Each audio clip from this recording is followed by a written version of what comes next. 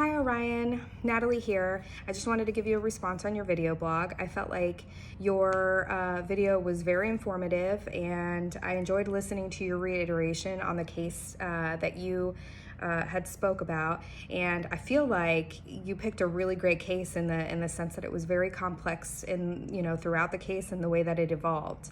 I wanted to ask you a question, and that is what you felt was, at what point you felt that counselor made an absolute no joke violation and where they absolutely violated their boundaries. And the reason why I ask you that question is because in the beginning of your video you had stated that the counselor was starting to cross that boundary with the client when they hired the client for a job.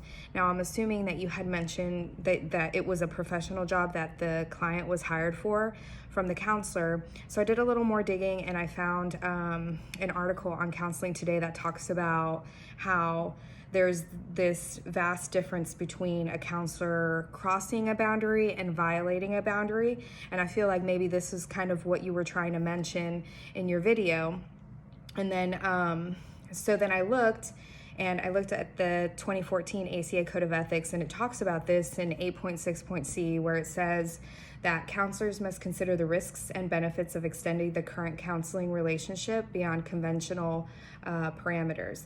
Back to that Counseling Today article that I was talking about, it talks about how counselors really have to measure and look at the ACA Code of Ethics when it comes to these types of situations, because when you hire a client for a professional job, it says that there could be potential risks, but it's at that point where you're not necessarily violating a boundary because it is acceptable to do so.